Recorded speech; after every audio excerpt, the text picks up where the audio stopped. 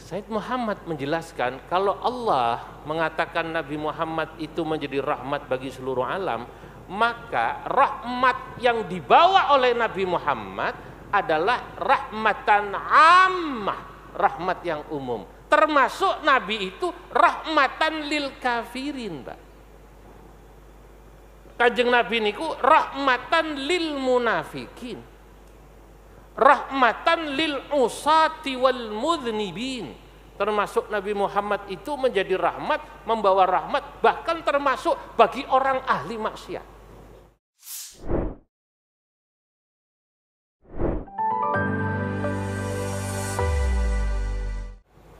Wassalatu wassalam ala sayyidina wa habibina wa syafi'ina wa maulana Muhammadin sayyidil anbiya wa imamil atqiya wa mir'atil awliya wa yambu'i ulumil ulama wa mu'tamadi futuhil awliya wa ala alihi wa ashabihil asfiya wattabi'ina lahum bi ihsan taraku lana ma'arifahum wa turrathahum al-gharra wa tharra.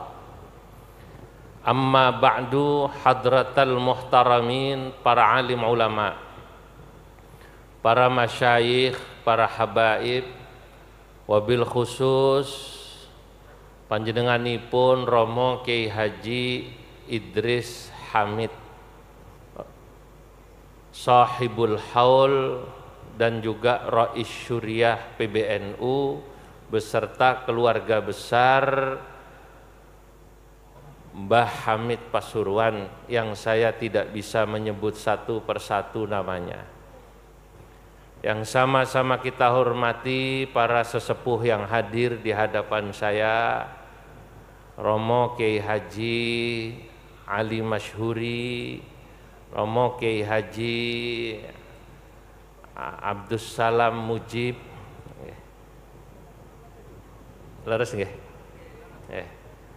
Romo Kiai Haji Hasan, ada Kiai Haji Tajul Mafakhir, ada Kiai Haji Anis, serta Kiai Haji Firjaun Barlaman bin Kiai Ahmad Siddiq yang baru saja menyampaikan sambutan.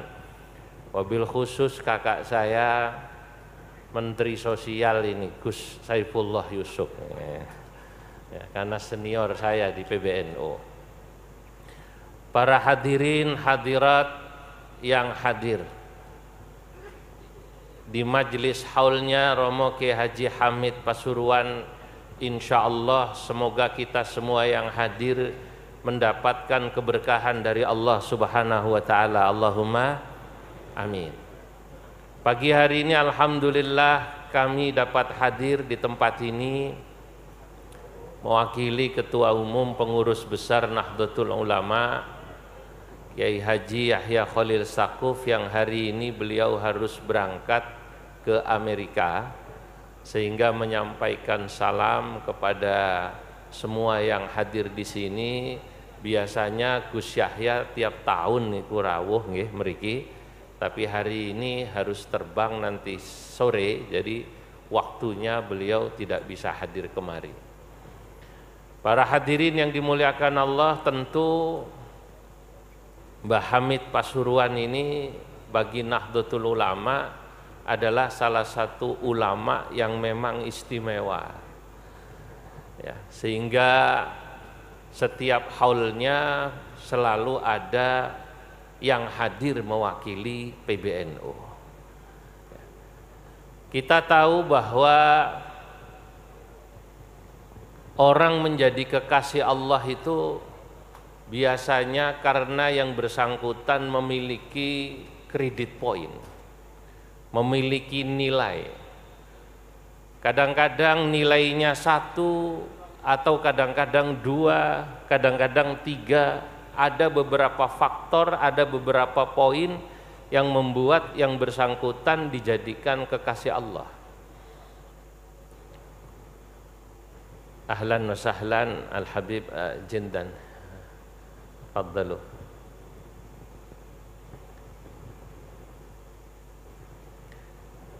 Ada orang yang menjadi kekasih Allah itu karena poin yang dimilikinya, beliau adalah seorang ulama atau seorang fuqaha.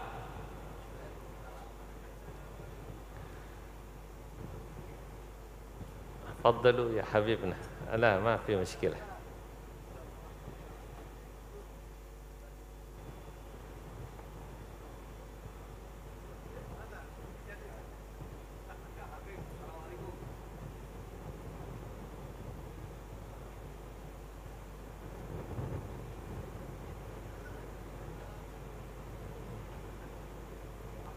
Masya Allah.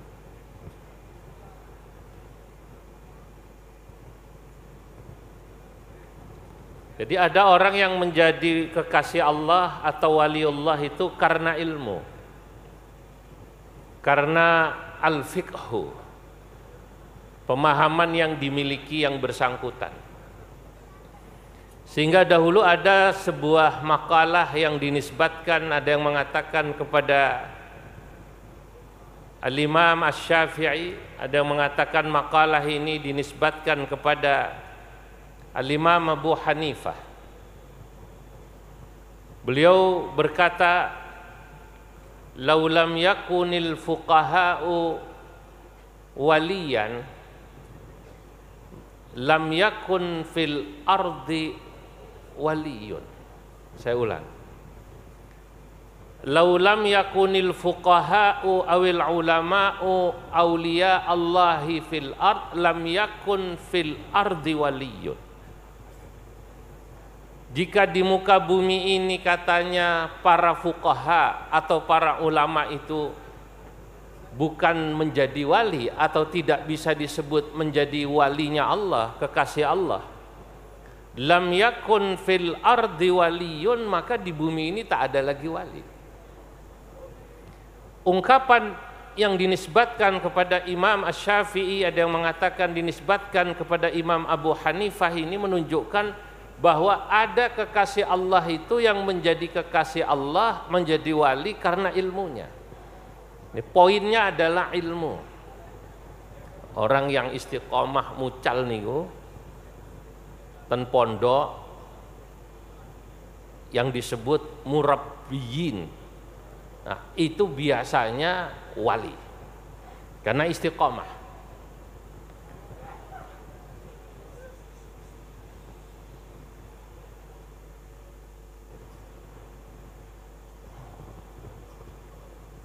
Saya ulangi, orang yang biasanya istiqamah ngaji atau istiqamah tahammulil ilmi, dia disebut sebagai wali. Nah, niku berat zaman sekarang ini. Makanya ketika ada seseorang bilang pada saya, "Gus Baha niku kok diundang sulit ngisi-ngisi haul atau pengajian kecuali di beberapa tempat." Saya jawab, saya katakan, pun cukup yang jadi korbannya saya saja. Orang seperti Gus Baha itu memang sebaiknya tetap istiqomah mucal ngaji. Saya katakan waktu haul dileteh, nggih Gus nggih. Dulu sebelum saya diamanati ten mriki di Tanfidiyah ini, dulu saya di Suriah kados Gus Tajul niki, saya masih istiqomah ngaji, Bib. Majelis tinggalan orang tua saya itu lebih dari 25 majelis seminggu. Sekarang harus saya bagi dengan adik saya keliling ngaten niki. Resikonya apa? Pasti yang namanya tidak istiqomah ngajar ngaji, mutolaahnya kurang. Mutolaahnya kurang. Lagi pula orang yang sering keliling ini sulit bisa nulis. Kalau niku kepanggih ulama-ulama dari Pakistan, kepanggih ketemu ulama-ulama dari Afghanistan, Gus. Di Afghanistan unik, ulamanya jadi menteri. Salah satunya Wazirul Ma'din wal Petrol, menteri pertambangan dan perminyakan. Ini menteri tapi memberi pada saya informasi, alhamdulillah saya mensyarahi Sahih Bukhari dalam 7 jilid. Masya Allah. itu menteri pertambangan. Bagaimana menteri sosialnya itu?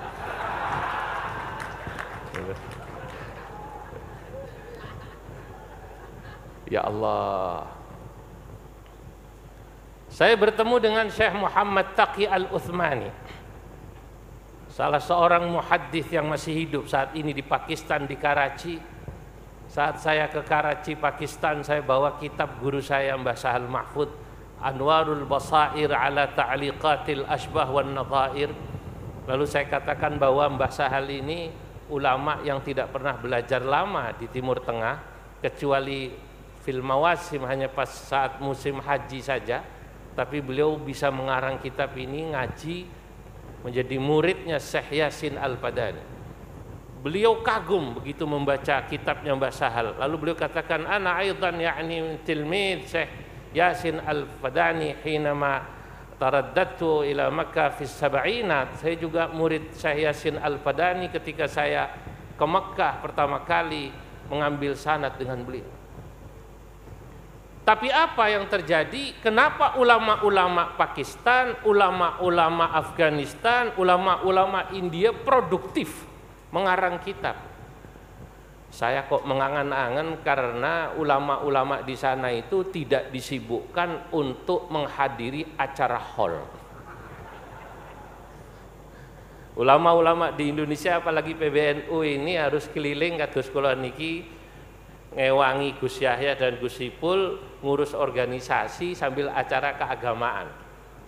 Tadi malam saya datang dari Ternate, sebelumnya dari Ambon, nggih ngurus NU niku. Ya. Kapan punya waktu menulis kitab? Kapan punya waktu untuk istiqomah kali santri-santri ten salafiyah niku baca kitab seperti para masyayikh ini? Makanya orang seperti Gus Baha atau ulama-ulama yang memang sudah istiqomah, empunlah, biarlah beliau tetap istiqomah menjadi ulama dan fuqaha itu.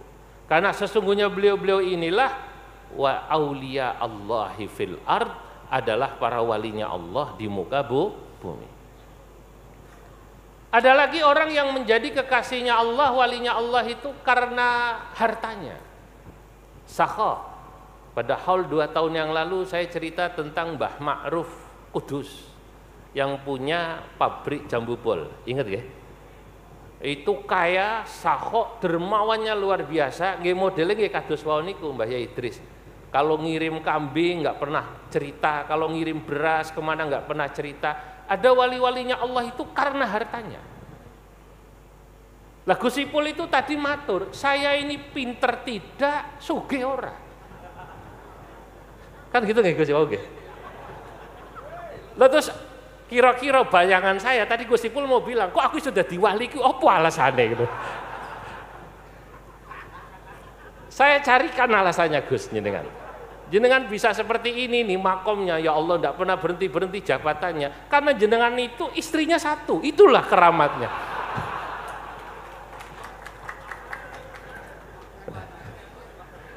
Loh saya ini hanya mensyarahi sambutannya Gus Ipul. Beliau tadi bilang, kula niki ngalim mboten, sugih mboten, kok disukani ngaten niki kula bingung napa alasane. Nah saya syarahi itu tadi Gus Ipul maksudnya, saya bisa jadi wali seperti ini itu kira-kira apa alasannya? Jawabannya menurut saya, karena jenengan istrinya satu. Niku alasannya. Berarti kuat dengan istri satu niku hebat niku. Lalu sama badan lah, jangan-jangan orang seperti Gus Ipul itu pantesnya nggak langkung nggih garwane nggih dari satu, betul apa tidak? Cuman sampai sekarang setahu saya satu, setahu saya.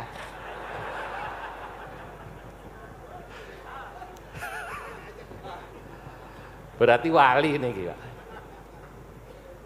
Kenapa wali? Ya karena kalau raja mau punya istri lebih dari satu gampang. Ada orang mengatakan begini, kalau istri Anda nurut berarti Anda raja. Bu, Ma, aku mau kawin lagi, monggo bah. Tahun niki wonten ingkang ngaten niki wonten? Ada yang begitu?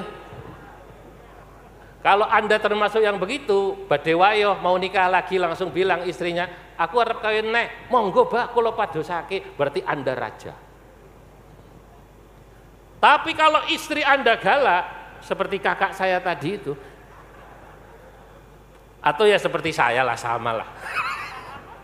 Kula nggih bojone nggih setunggal. Nggih seperti Mbak Yai Idris nggih sami nggih. Alhamdulillah. Begitu mau nikah lagi langsung, berarti panjenengan kalau istrinya satu, rata-rata yang istrinya satu, panjenengan itu wali. Sebab kata Imam Ghazali dalam kitab Ihya, as-sabru ala lisanin nisa mimma yumtahanu bihil aulia. Sabar atas galaknya istri itu diantara ciri cobaan para wali.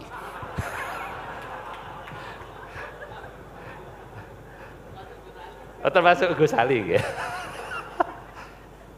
Berarti sekarang Gus Ipul sudah tahu alasan beliau jadi wali nih ya. Tadi kan tanya, kula niki alim mboten, sugih mboten, apa kira-kira saya istimewanya? Istimewa dengan sabar. Alhamdulillah. Ada yang nyaut, Pak, kalau istri saya kadang-kadang nurut, kadang-kadang galak, niku napa? Ah berarti Anda raja wali.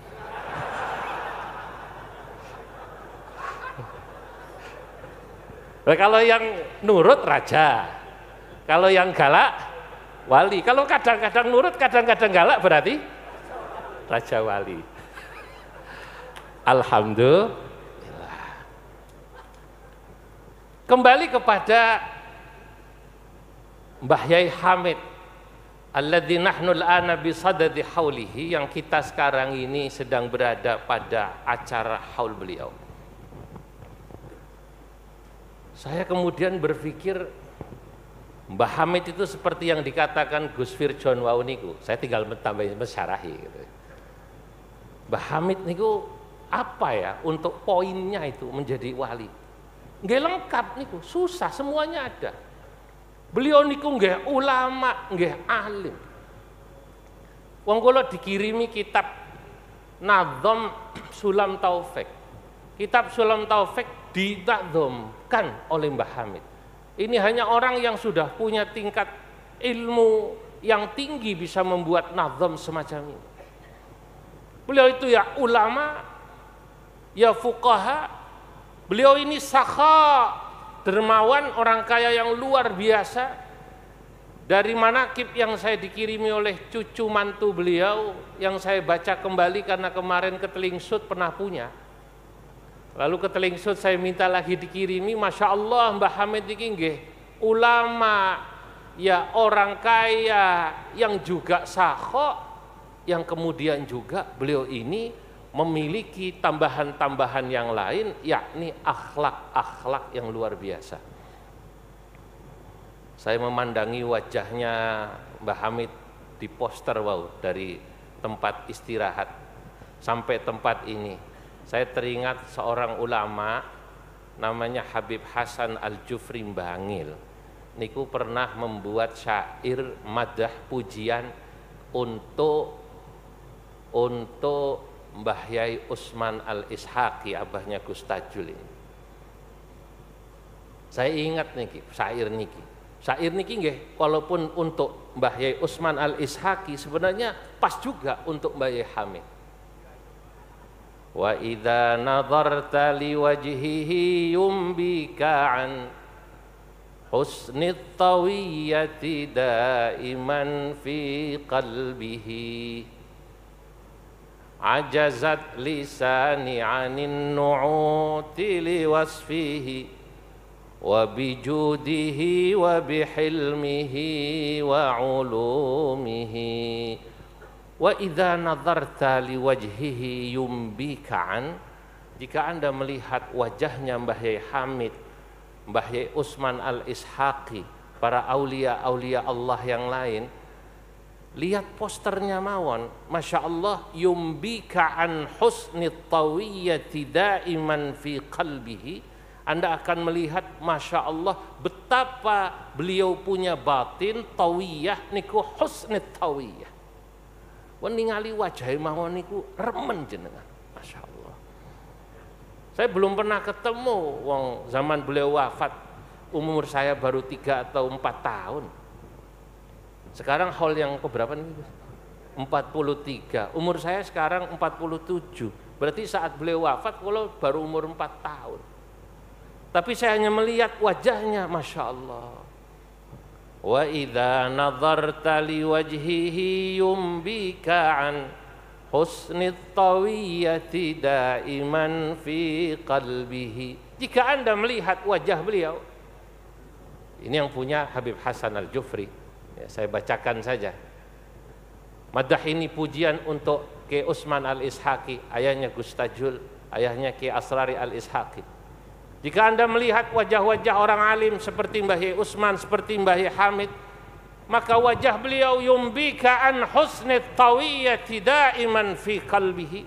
Wajah beliau itu akan menunjukkan husnit tawiyyah, betapa bagusnya batin beliau nih. Batin ini kusai. Ya Allah. Daiman, selamanya. Maka beliau kemudian sampai mengatakan ajazat lisani anin nu'uti liwasfihi. Lisanku tak mampu lagi anin nu'uti liwasfihi, untuk menggambarkan bagaimana sifat dan akhlak beliau.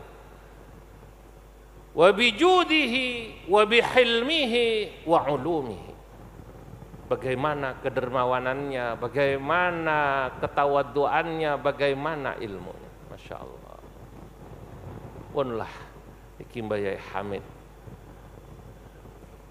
Saya pada kesempatan ini hanya akan memberi contoh mawon dari apa yang saya baca dalam manaqib. Saya tidak akan berani keluar dari situ. Karena berbicara tentang seseorang yang diholi harus membaca bagaimana manaqib beliau. Manaqib ini ditulis tentu sesudah beliau wafat. Ini berbeda dengan Imam Asy-Sya'rani. Imam Asy-Sya'rani sahib Lataiful Minan wa sahib Al-Yawaqid wal Jawahir, pemilik kitab Lataiful Minan wal Akhlaq dan pemilik kitab Al-Yawaqid wal Jawahir fi bayani aqaidi ahli al-akabir. Beliau menulis biografi dirinya sendiri. Imam Asy-Sya'rani. Nah, Imam Sya'rani nggih niki termasuk nggih ya sami kalau Gus Ipul nih, sami kados kula wali yang istrinya nggih lumayan nih, lumayan. Saudara-saudara, saya dari manaqibnya niku membaca satu hal saja yang tadi digambarkan husnit tawiyyati daiman fi qalbihi.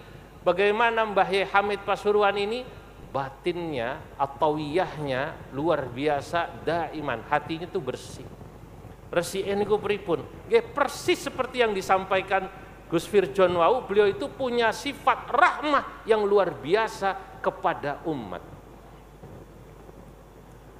Dalam manaqib niku sejarah Mbah Yai Hamid Pondok Salafiyah pernah kemasukan maling, ngertos nggih? Maling masuk ke pondok. Ini pasti maling anyaran niki, Pak. Nek maling sing senior pasti tahu, ojo maling nang pondok, wong akeh santri.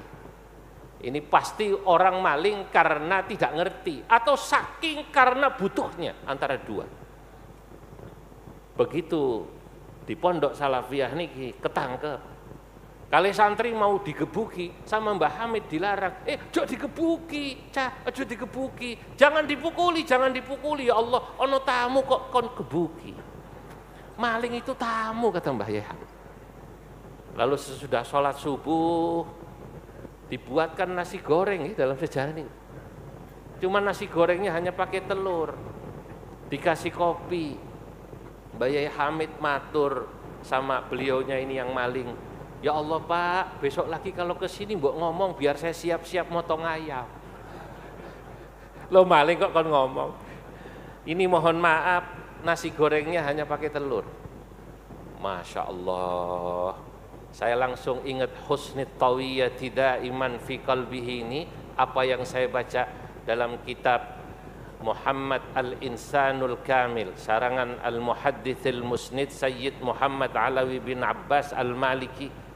Dalam kitab Muhammad Al-Insanul Kamil, Said Muhammad bin Alawi bin Abbas Al-Maliki menjelaskan ketika membahas makna wa ma arsalnaka illa rahmatan lil alamin, tidaklah kami mengutus dirimu hai Nabi Muhammad kecuali agar engkau menjadi rahmat bagi seluruh alam. Said Muhammad memberikan penjelasan, lam yaqulillahu ta'ala, Allah tidak berfirman wa ma arsalnaka illa rahmatan lil mu'minin, bal yaqulillahu ta'ala wa ma arsalnaka illa rahmatan lil alamin. Kami tidak mengutus dirimu hai Nabi Muhammad untuk membawa rahmat bagi kaum mukminin saja, tapi kau menjadi rahmat bagi alam. Said Muhammad menjelaskan kalau Allah mengatakan Nabi Muhammad itu menjadi rahmat bagi seluruh alam, maka rahmat yang dibawa oleh Nabi Muhammad adalah rahmatan ammah, rahmat yang umum. Termasuk Nabi itu rahmatan lil kafirin, Pak. Kanjeng Nabi niku rahmatan lil munafikin, rahmatan lil usati wal mudhnibin. Termasuk Nabi Muhammad itu menjadi rahmat, membawa rahmat, bahkan termasuk bagi orang ahli maksiat. Masya Allah. Jadi panjenengan kalau melihat idza ra'aitum aliman aw salihan ya'tuna mawadhi'al ma'asi awil usata, apabila Anda melihat ada orang soleh, orang alim kok datang ke tempat maksiat, sampean aja jangan buruk sangka. Ini dalam kitab abahnya Gus Tajul namanya Minhatul Aqyas fi husnidz dzanni bin nas. Ini kitab ikhtisar dari kitabnya Al-Alim Al-Allama Al-Fuli Al-Misri. Kitab aslinya besar, Tuhfatul Aqyas fi husnidz dzanni bin nas. Dalam kitab ini dikutip ucapan-ucapan Sayyidi Ali Al-Khawwas, gurunya Imam Sya'rani ini. Apabila Anda melihat ada orang soleh, orang alim mendatangi tempat maksiat, riyen wonten Gusmi nggih. Gusmi kalau ke Surabaya sering datang ke tempat-tempat ngaten niku nggih. Lah itu jangan suudzon. Harus husnudzon bahwa beliau datang ke sana itu dalam rangka rahmat, kasihan sama yang ahli maksiatnya itu, bagaimana mereka supaya kemudian bisa sadar. Maka nanti kalau panjenengan lihat Gus Ipul sebagai Menteri Sosial datang ke lokalisasi, jangan suudzon.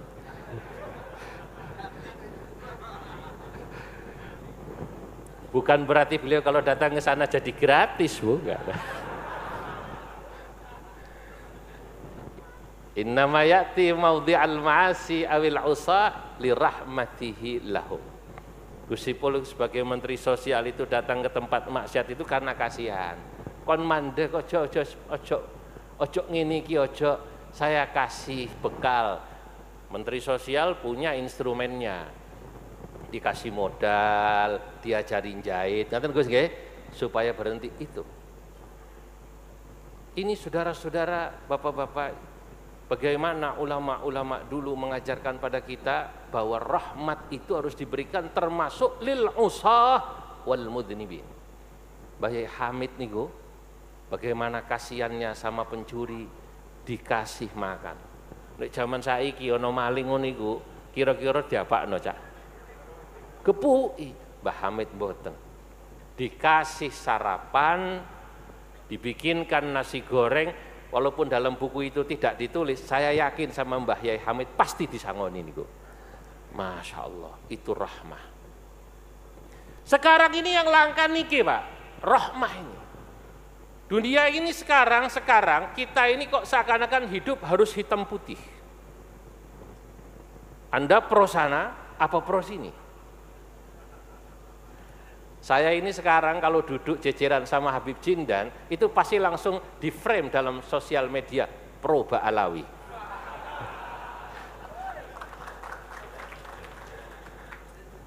Besok saya kumpul sama Kang Imat, itu tetangga saya di Banten. Ya rada mambu dulur, di atasnya nyambung. Lalu kemudian, wah ini pro Kiai Imad. Loh kenapa kita harus begitu? Kenapa kita tidak punya rahmatan lil alawiyin wa rahmatan lil jawiyin kita? Betul apa tidak? Harus membawa rahmat bagi alawiyin, bagi jawiyin semua, tidak usah dihadap-hadapkan. Makanya saya katakan, saya ini pengurus PBNU. Kalau saya diundang acara habaib, saya datang, Pak. Saya diundang misalnya oleh teman-temannya Kiai Imad, saya datang karena Nahdlatul Ulama datang dalam rangka mewujudkan makna wa ma arsalnaka illa rahmatan lil alamin. NU harus rahmatan lil alamin. Tidak hanya untuk satu kelompok. Jelas apa mboten? Nah, iya. Ini yang mahal sekarang, Pak. Mbah Yai Hamid inilah kita belajar dari beliau, tidak ada itu rasa marah, kesel, benci pada orang, yang ada rahmat. Yang kedua, saya yakin Mbah Yai Hamid memperlakukan pencuri ini selain karena dengan baik, maksud saya, selain karena sifat rahmatnya, juga karena sifat husnudzannya pada pencuri ini. Saudara-saudara, wa ajma'u, ulama telah sepakat, orang itu kalau hatinya bersih, tidak ada suudzon, tidak ada rasa benci. Orang kalau hatinya bersih, tidak ada suudzon, tidak ada benci, ya, illa an tahharahullahu qulubahum 'anir radha'il wan naqais. Allah pasti akan membersihkan hati orang tersebut dari kekurangan. Nah, kalau sudah seperti ini, punlah seseorang itu pasti wali.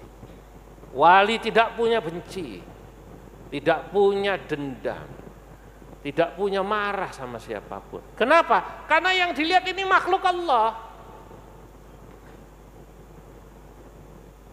Kalau sudah melihat makhluk Allah siapapun, kucing, apalagi manusia, pasti sayang, Pak.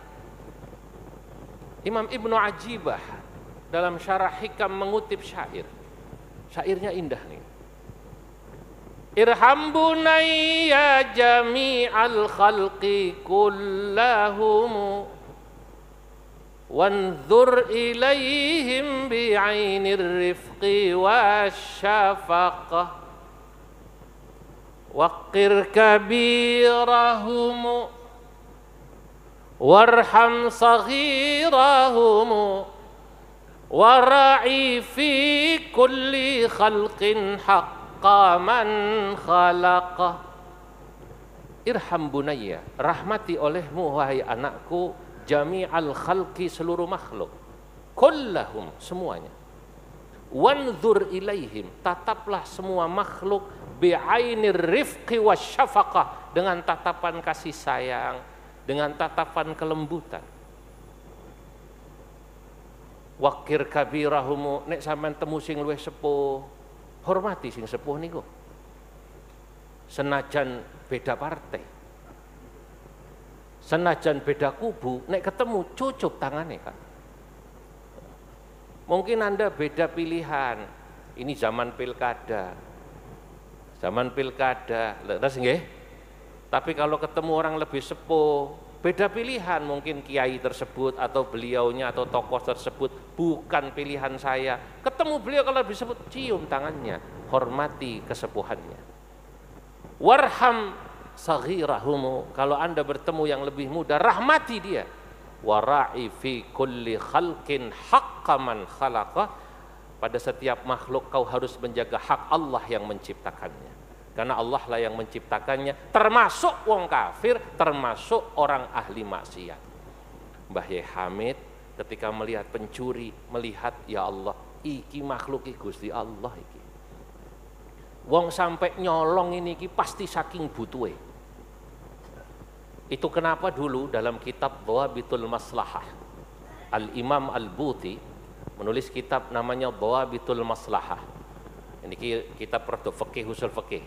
Kalau tadi banyak cerita kitab-kitab tasawuf, sekarang kitab agak usul fikih, tapi masuk ke cerita pencuri ini.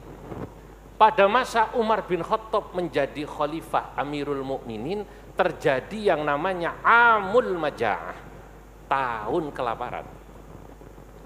Bapak-bapak, ibu-ibu, ada orang mencuri.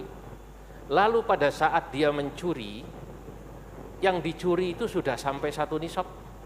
Mestinya yang bersangkutan dipotong tangannya.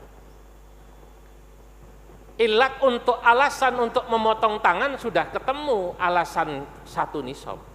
Tapi Umar bin Khattab selaku Amirul Mukminin tidak segera memotong tangan orang ini karena harus melakukan satu tahapan yang dalam istilah ulama usul fikih disebut tahqiqul manat.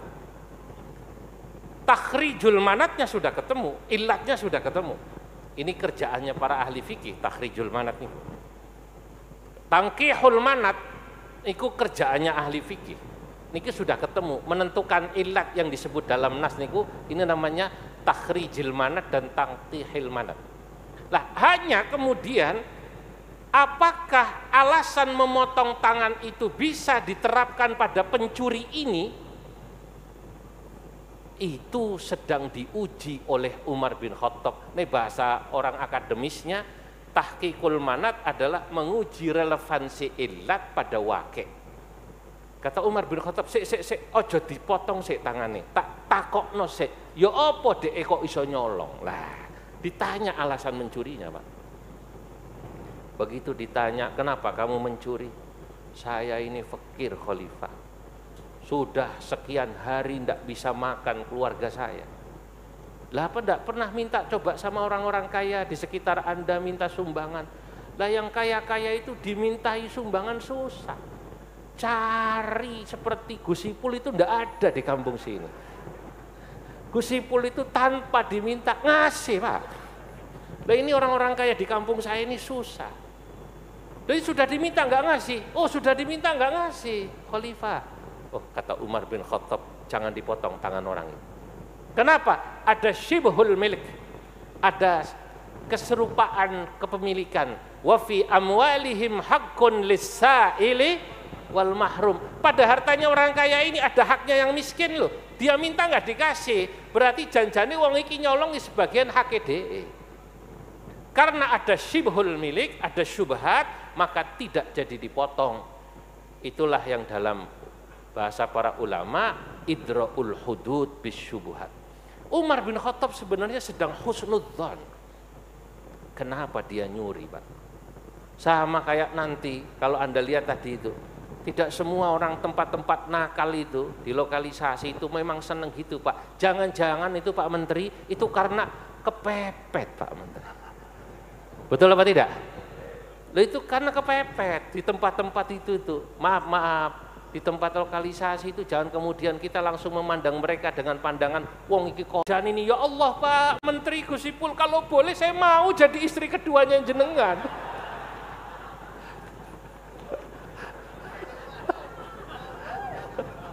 Kondisi yang memaksa saya seperti ini. Lah kondisi itu bahasa Arabnya illal kepepet.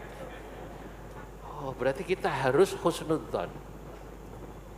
Mbah Yai Hamid nih, Masya Allah, husnudzonnya luar biasa sama pencuri, sampai tidak dipukuli, dikasih makan, bahkan insya Allah saya yakin beliau disangoni sama Mbah Hamid. Itu karena apa? Husnut tawiyyati daiman fi qalbihi, karena beliau hatinya sangat bersih. Masya Allah. Kalau niki mun dibisiki tadi 30 menit mawon nggih Gus nggih. Dan ini sudah 30 menit. Alhamdulillah Al Habib Jindan sudah rawuh. Mari sama-sama kita saksikan, ayo kita dengarkan nasihat-nasihat dari beliau. Ngapunten ingkang kathah, mohon maaf atas segala kekurangan. Wallahul muwaffiq ila aqwamit thariq. Wassalamualaikum warahmatullahi wabarakatuh.